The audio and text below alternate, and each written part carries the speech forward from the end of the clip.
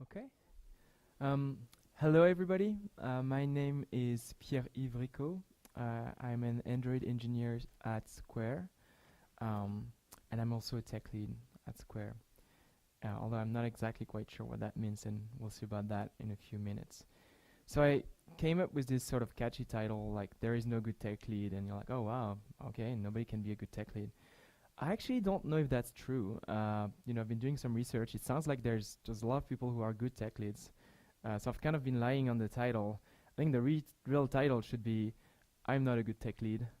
Um, I don't really know what I'm doing, but I'm gonna share what I've learned in being a bad tech lead, and hopefully maybe this can help you. Um, so, how many people here are like writing code on a regular basis? Um, cool. So like a lot of you. And how many of you have heard of the term tech lead? Right. So you all know what it is. That's cool. So you're not here by mistake. You actually came for a good reason. You didn't fall asleep. That's good. Um, and how many knows what a good tech lead is? Oh, one person. Great. Do you want to come and do the talk? Because I'm not sure. So, okay, great, great. So we're gonna have a second part with the actual real answers. Um, so as I was coming up with this talk, I realized that the theme for MCE 2018 is redefining tech, and I was trying to figure out how does that fit with like tech leads. Like, what's the relationship? Am I redefining tech? But I figured if you remove re and you add lead, then you have defining tech lead, and that's kind of the title of this talk. So, except you have to insert good tech lead. That's what we're looking for. Okay, so I'm going to tell you a story. In 2012, I joined a startup in Barcelona, and so this is the story of how I became a tech lead for the first time. So I joined a startup in Barcelona, and they had raised quite a bit of money, and I was very impressed. So I joined the startup who hired a bunch of engineers and a tech lead, and I wasn't the tech lead, but I was the only person working remote from Paris. Um, I didn't want to go to Barcelona, although it's nice and sunny. I was better in Paris. So I joined the startup, started working on things. About 6 months later, I went to the Mobile World Congress, and so we had a stand there. We were demonstrating our app, and the founder was here, and he introduced me to investors as the tech lead. Um, so I was a bit confused because I wasn't the tech lead, and so I was like, "Well, what's going on? What about everybody else? Did I get promoted by accident without realizing? Um, do you think I got promoted? No, yeah, yeah, I wasn't good. um, no, what happened is that everybody quit. I was the only engineer left, so I became the tech lead. Uh, so that's not a really good advice for you. I can tell you like make everybody quit and you'll be the tech lead. It's not a really nice. What actually happened is that the founder, had was always changing his mind and kind of drove the team crazy. So they all left the company, but I was remote, so it couldn't really bother me that much. So I was fine, and I stayed for a little bit, and then we hired again, and I had to teach a bunch of engineers. So I didn't really know what tech lead meant at the time, and I joined Square. And so as it turns out, I was contributing a bunch of things, and all of a sudden I was tech lead on one project, then tech lead on another project after that, and then like right now, like a third project. So after all that time, you'd think I've been a tech lead on 3 different teams. I got to know what this is all about, right? Well, it turns out no, no one ever told me this is what your job is. They just told me you're the tech lead now, and I was like, okay, what do I do? And all I did was making sure the project was shipping and the code wasn't bad, kind of, and teaching people, kind of. But I didn't really have any instructions. I was just going, and I was trying to ask, but I didn't have like a pure like, okay, this is the tech lead school and this is how you learn. Like, no one gave me that. Um, and I bet it's the same for a lot of other people because tech lead isn't well defined in the industry. Um, so I started reading books. I started interviewing my peers who surely knew what a tech lead, is, It turns out they all had different opinions and not a very specific definition. I started watching tech talks, and there's a conference that's amazing if you're interested in the subject. It's the lead developer, and I mean the title is the conference for tech leads, so quite on point. You can find that online, and they have a lot of talks recorded, and they do a much better job than myself at describing what it is and what you should do. In fact, if you want, you can leave now. You've seen the most important part, which is go watch these talks, and you'll be better off. But if you want to stay for a bit, we're going to go through a few things. So as I was going through these talks, they were fascinating, but I realized that they weren't that useful until I started making mistakes. Because it's when you make mistakes and you look back and you watch the talks and you're like, oh yeah, they're saying this is what I did. And then you start identifying the patterns, and you start knowing that you're doing the wrong thing and like learning from that. So what is tech lead? So kind of the best definition I could find, and probably some people are going to disagree, especially on the internet, but we're not on the internet right now, so we're good. Is it's focused on a technical project. So it's not a permanent role. It starts when at some point, usually when the project starts, maybe you're replacing someone, and then it ends at some point when the projects end. It's a temporary role. It is usually not a title. And the goal of the role is to make the project successful, and the goal of that project is to generate value for the company that you're working for, right? So that's pretty simple. I mean, everybody in their company is working to, make the company make more money. So that's pretty standard. But let's look at the term itself. So what about the tech in tech lead?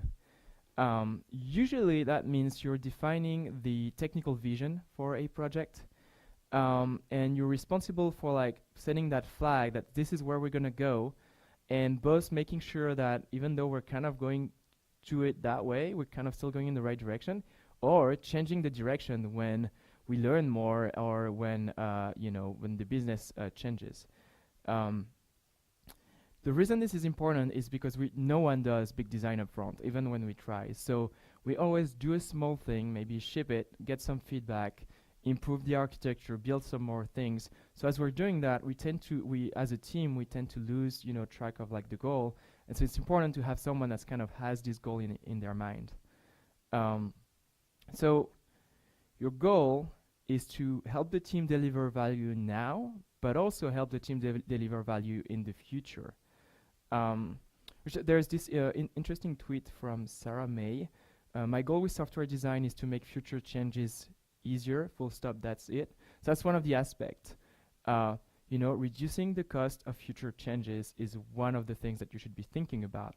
It doesn't mean refactor everything all the time. There's the part about getting some value now, and the part about value in the future and making sure you can iterate.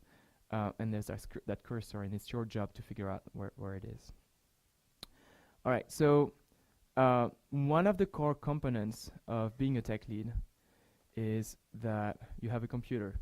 No, that's not the thing. I'm just kidding. Is that you should be coding.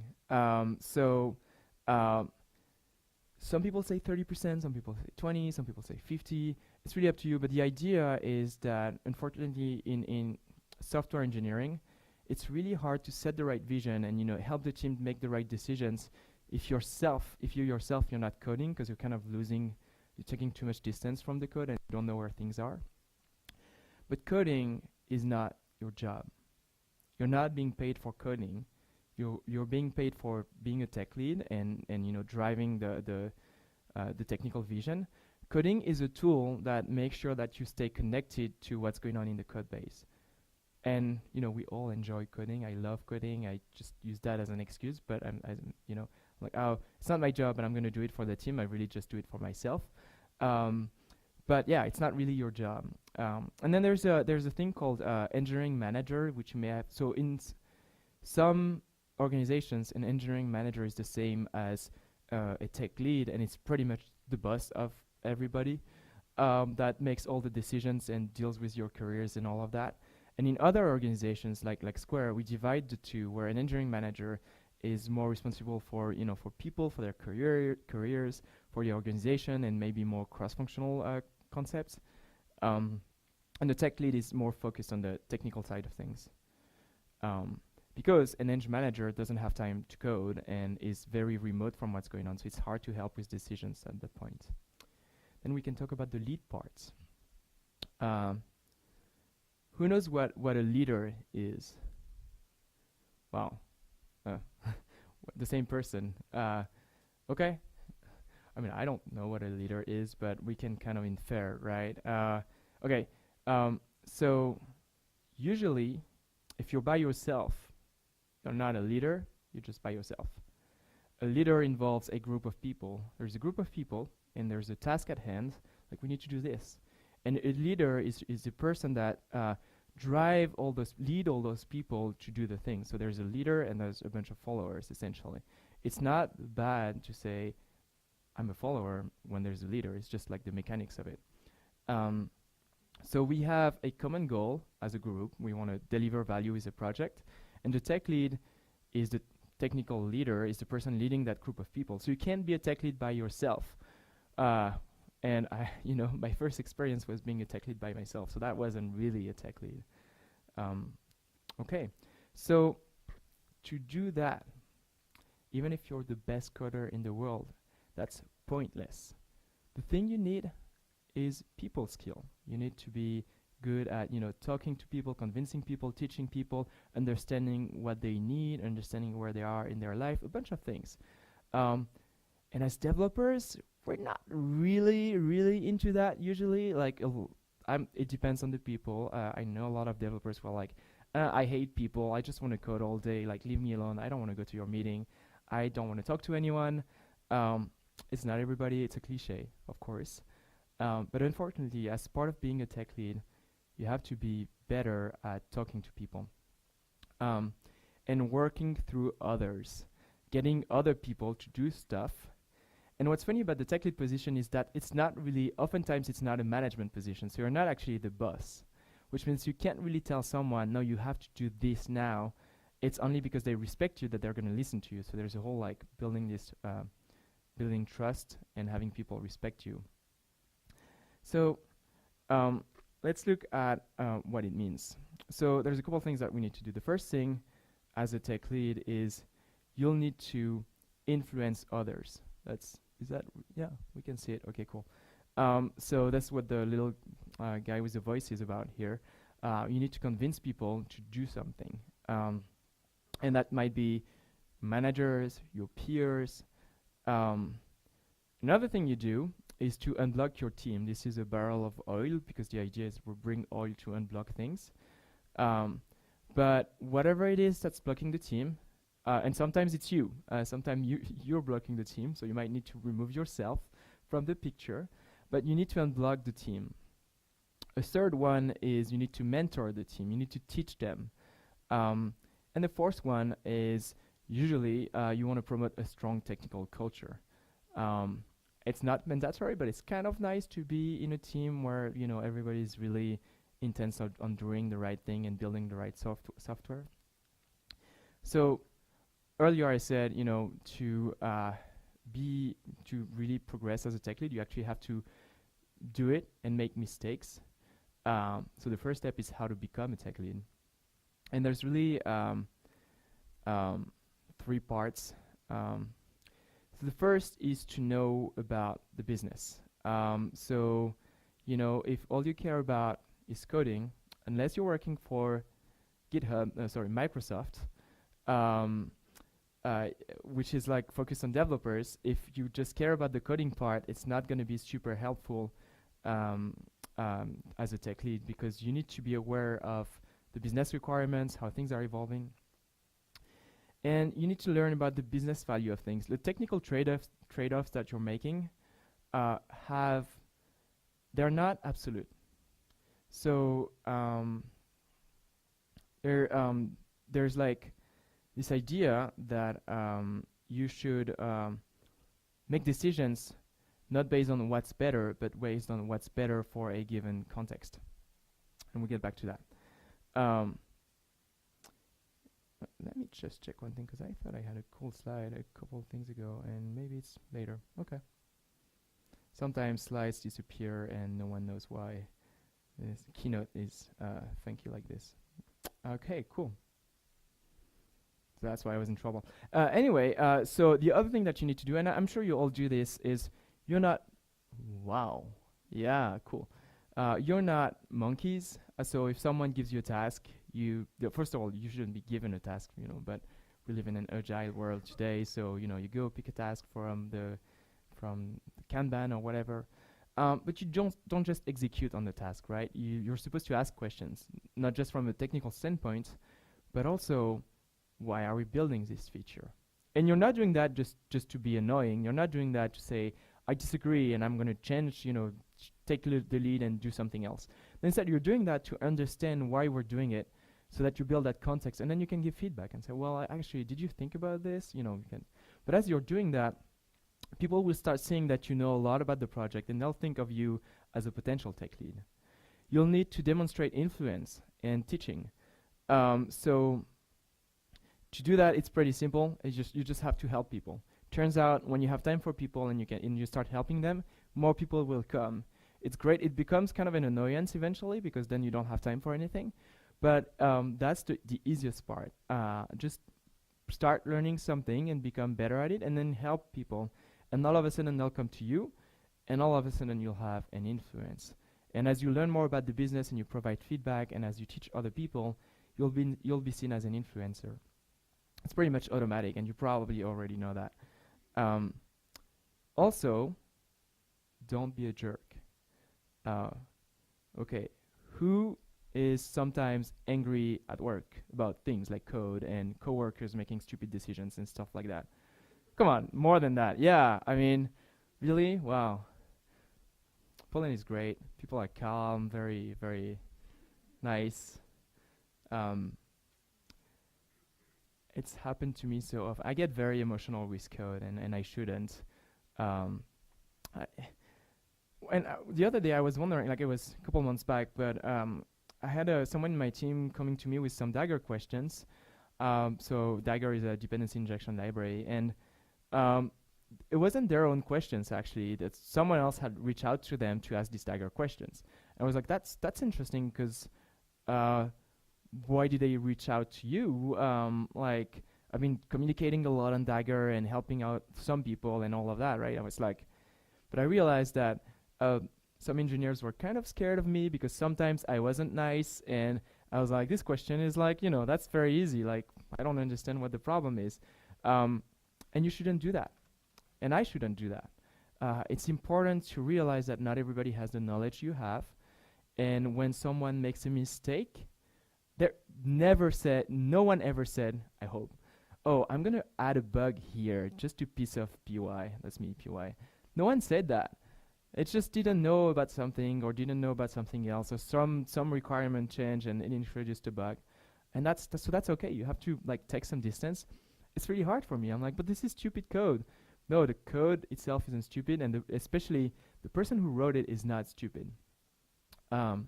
So if you have these sort of reactions, it's not just about letting it go. It has a negative impact on your influence. People will look at you and they'll say, I don't want to talk to him. He's going to be, or her, they're going to be pissed. Oh, that's the slide I was looking for. The third thing, maybe it moved, or maybe I forgot. The third thing that you want to do is demonstrate that you understand technical trade-offs. So this is a talk by Dan Norris, Decisions. And if you're going to watch it, I'm sorry this is a spoiler because it's like the final slide of the talk, but it's still very well worth watching. So the entire talk is basically, should you use this type of architecture or that type of architecture? And the answer every single time is, it depends. And that's pretty much it.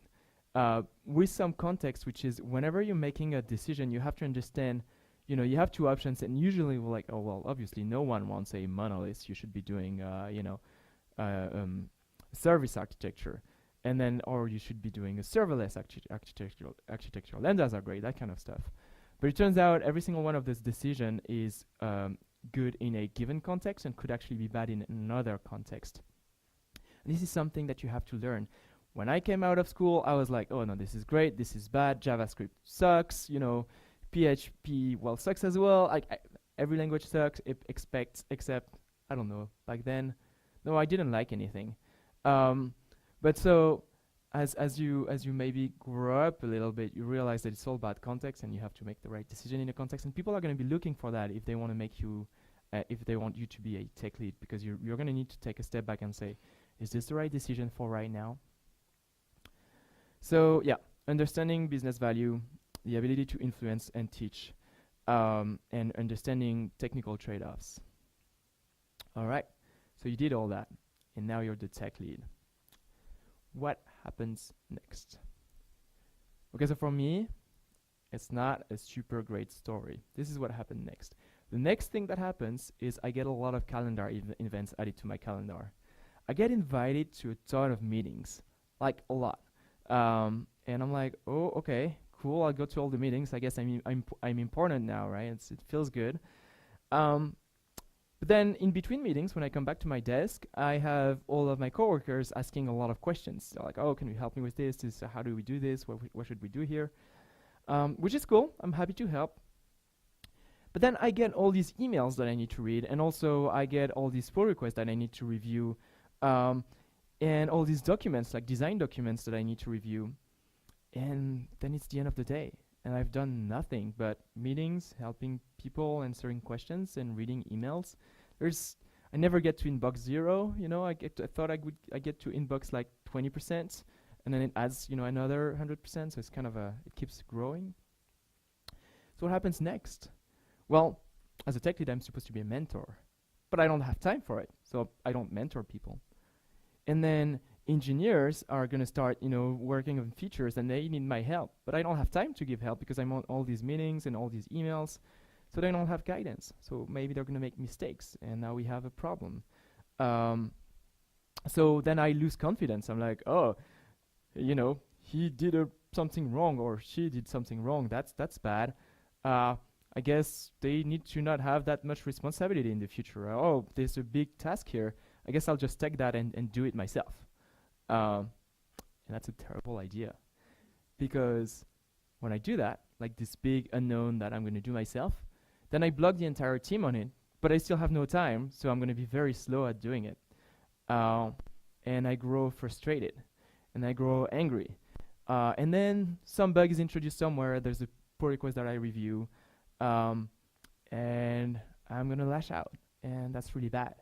Like, there's one time, I shouldn't really tell you this, I shouldn't tell this publicly, but I guess, I have to give examples.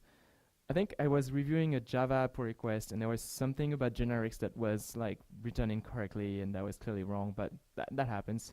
It was a senior engineer, so I was a bit more pissed. And I just pasted a link to Effective Java on Amazon. That's not... do not do that. I'm not giving you advice on like what to do, what not to do. This is it. Don't do it. Because it really messed up my relationship with that engineer. Or sometimes, I would just put a comment in a Slack channel, kind of public thing about, and some what's going on in this code or whatever. Also a bad idea, especially when it identifies people, and really, instead of saying this code has a bug and what can we do to fix it, you're saying these people are stupid and they wrote stupid code. Which you shouldn't do. It sounds obvious. It is obvious, Like I'm like, yeah, you shouldn't do that. And yet I've done it times and times again. And when you look back at what happened, and the result of that is a weakened influence, right? I'm messing up relationships. People look at me and they're like, oh, I don't want to work with this person. They're like an asshole. Sorry for the bad words. So it's happened to me. And then I look back and I'm like, what's going on here? It's because I'm in a bad emotional state because I'm frustrated. And so I need to fix that. So as you do it more, then you start, hopefully you become more aware of that you're getting into that state, and you're going to stop before it gets bad. But what do you do now? So if you look at the beginning, it was really the calendar events for me. It might not be the problem for you, but actually, how many people have like too many meetings during the day? A handful. Cool. How many people don't have enough meetings? No one. Okay, that's good. Um, so, so for me that was that, and I was like, what can I do about this? Because I feel like I need to be in all those meetings. And the answer is no. You don't need to be in all the meetings. So, there's a couple of very simple tricks, hacks that you can do. It's very important to build Slack to make sure, especially if you have a ton of meeting, to make sure that you have unscheduled time with no meeting, where you're going to be able to be with the team, with teaching. And if you don't do anything about it, it's just going to fill up with people asking. So um, what I do, I have a simple trick. I just put on my calendar like a block, and I like right now we were like very soon, not too long ago, we were shipping a big project. So I just did 8 a.m. to 9 p.m. to 7 p.m. Do not schedule, focus on this thing. And like all of a sudden I had no meetings. A few people tried anyway, but I would say nope, I can't. That was too much. But in general, I would do something like maybe only the mornings or maybe 1 or 2 days a week where I would just block it and tell people, no, you have other days to schedule things. Just give me this time. It's important. The other thing that helps with interruptions is, okay, how many people have email notifications on their phone? Like you get a notification every time you get an email. Okay, cool. Don't do that. um, I mean, unless it's important because everything's on fire and you need to respond. But otherwise, it's the thing that's been really helpful for me was not being distracted by all these emails or texts and whatnot. Same thing with Slack notifications. I just don't let them get in my way. Every half hour or hour, I just go check Slack and kind of go through it. But I don't let it pop up and kind of disturb me. And then a few other tricks. Meetings don't have to be 1 hour. It's incredible, but you can actually have 30-minute meetings. And it works. So what's going to happen if you have a 1 hour meeting is if you didn't need 1 hour, it's still going to go to 1 hour, right? We'll know that. People are going to be like, oh, we have plenty of time. What could we talk about? I don't know. How's your wife? And all of a sudden, you've used the hour. If you have a 30-minute meetings, in a lot of time, you're actually going to be able to fit. And if you're not, you can just schedule another one. It's much more efficient. And then saying no to meetings helps a lot too. Another point that's important is to remove yourself from the critical path. And this is really hard, especially at least it's really hard for me. If it's not for you, that's great. You probably shouldn't need to be here. You're already a good tech lead and a very mature person, but I'm not. So, not being on a critical path. Like someone's working on a feature and they did mistakes, so you're like, okay, I'll take it from there. Don't do that. How do you prevent engineers from making mistakes? You don't. You let them do mistakes. That's how you learn. You fail. That's okay. To some extent, within a certain context, with some checks and making sure that they have a way to get out of it and that you can help them, but it's important to let people fail. That's the first thing. But the second thing is, if you want to help them do it right without being a blocker, do it with them. It's called, pair programming or pair design docking or pair whatever you need to do. That's important. So it's basically what you do is you say, oh, I'm not the one doing the feature. They are. It's your feature. You're going to work on that. But it's complicated. So let's schedule time right after right when you should start together. And let's go through this. And it's very stupid and very simple, but it's so magical because all of a sudden, you're going to start and do that a couple times with them, and then they're going to start not needing you anymore, and they can go. But at the beginning, you've been able to exchange a lot of information and teach them. The cool thing about this is, I told you as a tech lead, you should still be coding, but you don't have time to code because you have meeting every other half hour. But if you schedule those meetings where you're coding with someone, well, you're actually coding, you're in the code base, so you're kind of using that as a trick to keep coding and also mentoring and also not being a blocker. Another important part is you should not be driving. So I know it's this is a common pairing thing, right? It's very easy to say, well, okay, we're going to pair, watch me, and then you just go, right? Who's done that? I've done it. I try not to anymore. No one raised their hands. Like, nope, you're driving perfectly.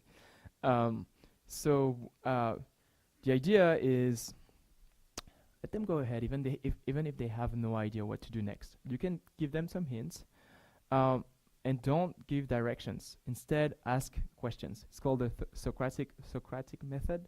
You can search it online, but it's basically like, oh, what do you think about this? Like, what if we did that instead? Oh, and what would this lead to? And you kind of just ask questions. The interest with that is that they might actually think about things that you hadn't thought about. They're going to give you different answers than what you expected, and then it's going to be interesting because it might go in a totally different direction, and you're going to build something better.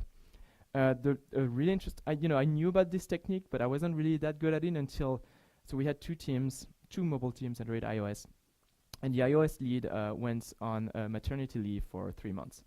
And so all of a sudden we had the iOS team that didn't have a tech lead. And so I was kind of in there and I was like, oh, I have no idea what's going on. I don't know iOS. So I just started asking a lot of questions. I was actually asking them because I didn't understand anything about what was going on. But it helped me, they would like just teach me a lot of things, and it helped me drive me with my sort of like experience of where we should go. But that's asking questions is a super helpful way to kind of give a set of direction and still leaving the responsibility on them. What about something like pull request reviews? So if you're doing pull request reviews at your company, you maybe have like maybe you think, oh, as a tech lead, I should approve everything, right? Like it's my job. You just write the code, and I just say yes, no, yes, no. I'm the like approved dictator. And it could make sense because like you're senior, you know more than other people maybe. But that's a terrible idea because then all of a sudden you're on the critical path again. People can't merge code if you haven't approved. So we never had that at my company, but at Square. But it was funny. It was just when we started the team that I'm on, I realized it was just happening. Like engineers would make pull requests. They would approve their own pull request, but they wouldn't merge it.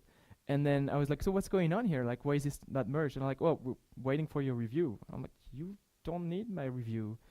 Just go ahead. But what if I'm wrong? Well, then that's okay. We'll just revert the code. That's what's nice about code. We can change it. It's not forever. So what I do is I just every now and then I actually scan through pull requests and I look at them. But I usually look at them after they've been merged, and I give some feedback after the fact. It also helps me kind of let other people do the hard work of like the direct feedback, like change this style, whatever. And I'm kind of lazy. I don't have to do any of that. I just let them figure it out. And I take a look. I'm like, that's great. Or maybe we could have done this different. And maybe that's just another pull request. It's okay if the pull request is not perfect. And if it's really wrong, then the issue is not that I didn't review the pull request. The issue is that we should have paired on this early so that we could have kind of set the direction together. And it's just an experiment. So what's going on is that not everybody is at ease with every task. And you kind of need to figure out, okay, this is something new for you. Okay, we're going to do it together. Or you're very like confident. Let's just go do that. Who's read this comic? Who's seen this comic before? Everybody's reading it, so there. Okay, so it goes like this. Oh, I can't read it here, but it's basically someone really like an engineer thinking really hard about everything. And then there's this guy that comes by and say, hey, so I just sent you an email about that thing, and moves away. And then you lost all the context, right? Who's had that happen to them before? Yeah, a lot of people, right? I would expect so, and I hate it. I had a colleague that I was really pissed the first time he did that to me, but it's pretty impressive. His solution was just like, I would come to him, I was like, hey, so I have this bug, blah, blah, blah, and he's like, hold on. And he goes on for 5 minutes. I was like, what? I'm important, you're ignoring me, what's going on? And so he taught me to respect his time. And at first I was really pissed, but it worked out pretty well. So I started doing that, and it works. But that's beside the point. Because as a tech lead, your job is also to be interrupted. That's normal. You're here to help people. So what you can do about it is adapt your workflow.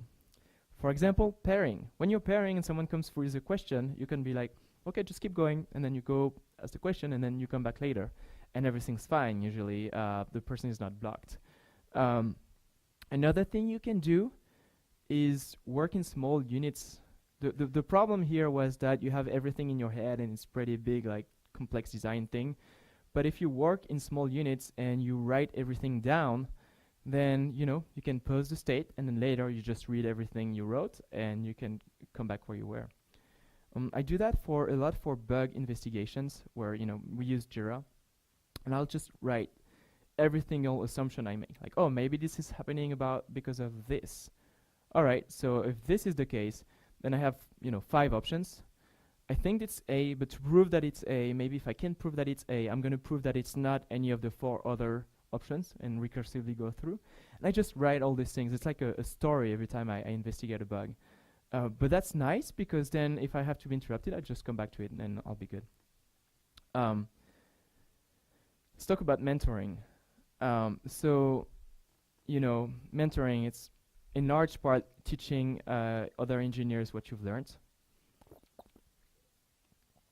And it's hard. It's a funny thing.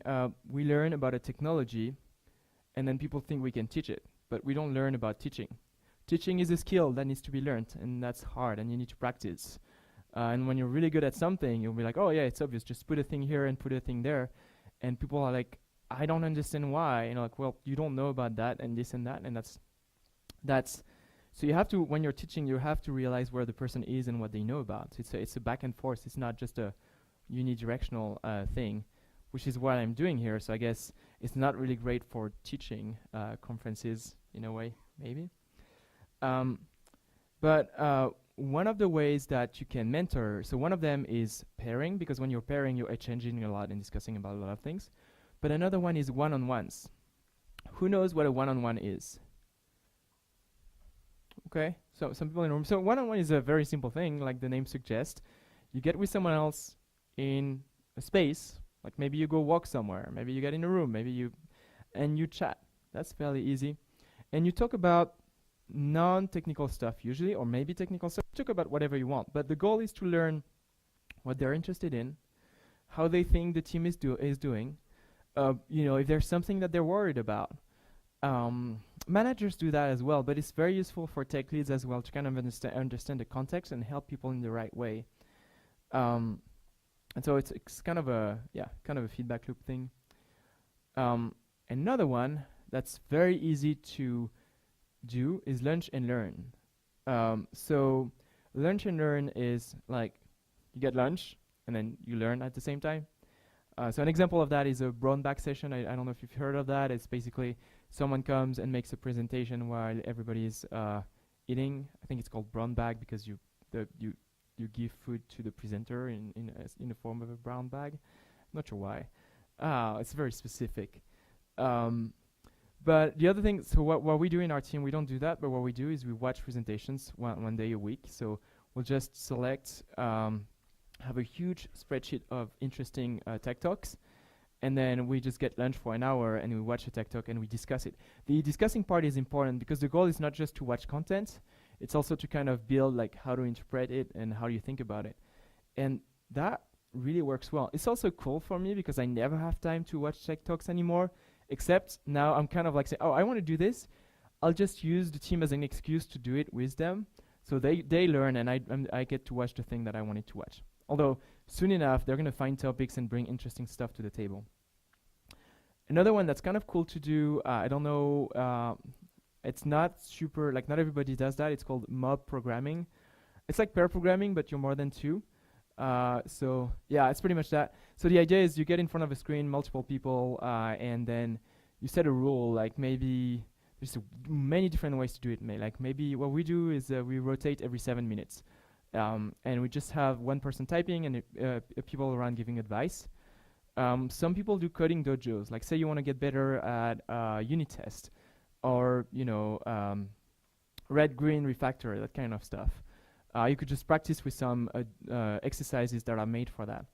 In general, we like to do that for actual code in our code base where we say, oh, we had to do really heavy refactoring not too long ago, and that was kind of one of the nice things. We could think about the refactoring together, do the big parts together, and then people would kind of fork off and do it on their own. So Be very careful, and I told you the stories before, be very careful of your negative opinions. It's very easy to say, this is like this other team, they're bad anyway, like this what they do, they write bad code, we're just gonna have to live with that.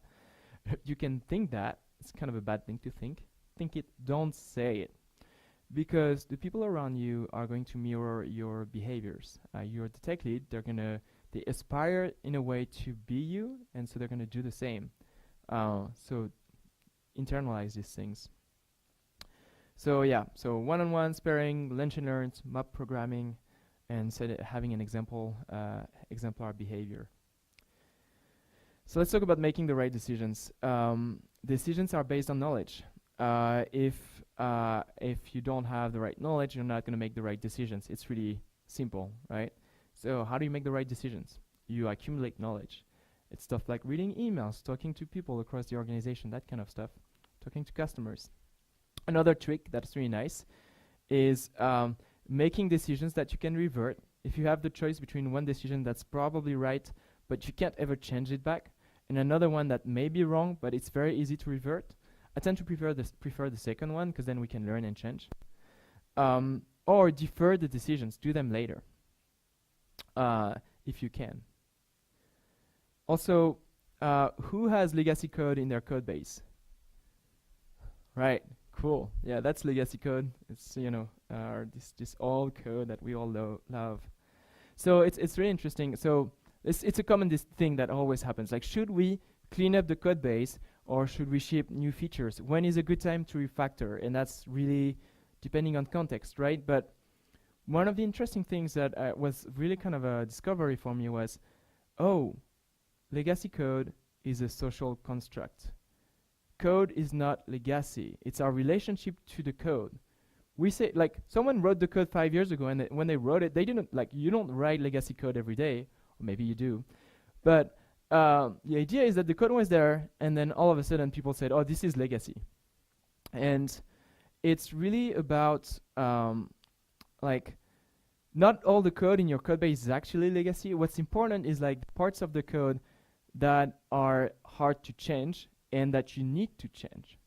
Those are interesting for refactoring. The other ones, the old code that hasn't been touched in 10 years and we don't care, let it die, it's fine.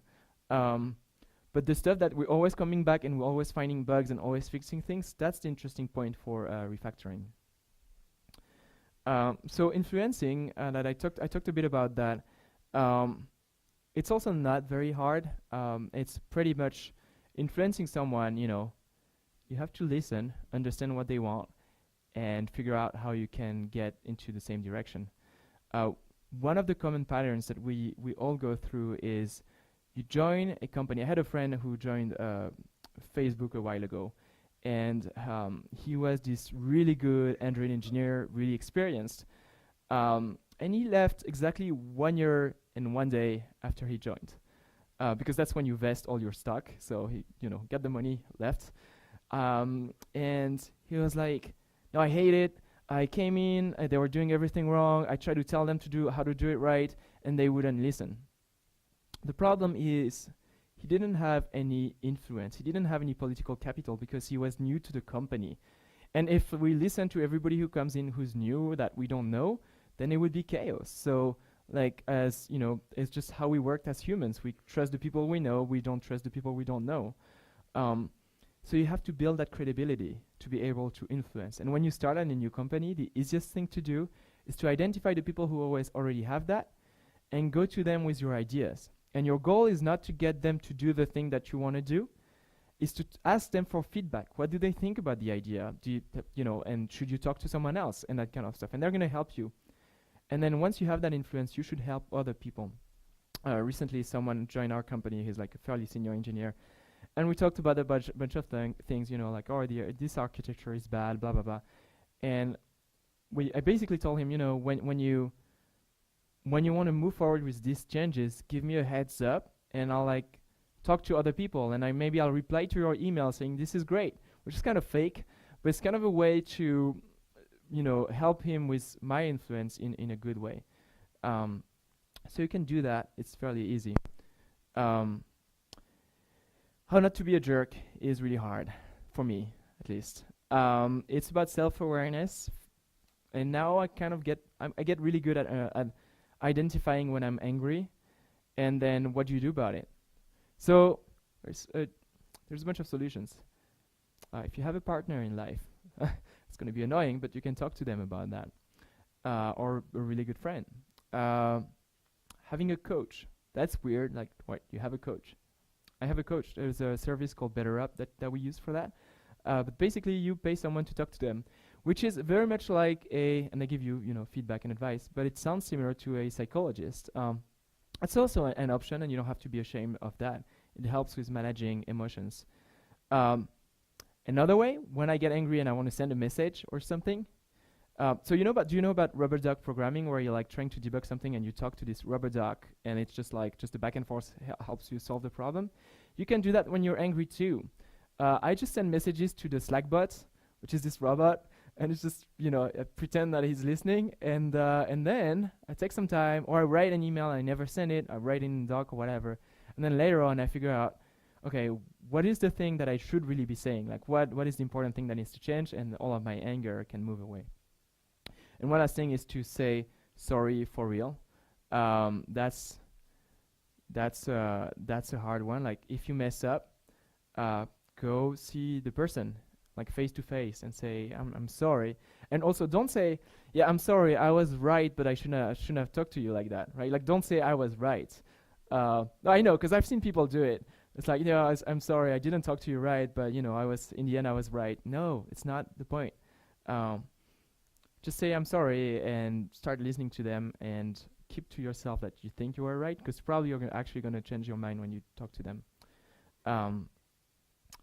Right. So if your project is a success, you're going to get a new project with probably increased scope.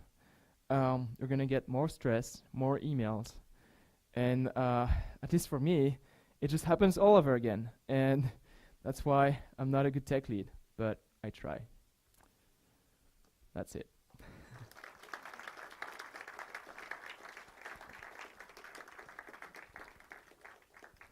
I don't know if we have time for questions, because it's already 19. Yeah. Okay. So what we'll do is I'll be outside, and then I'll be around at the various parties that are happening. So if you have questions, I'm happy to answer them. Have a good afternoon.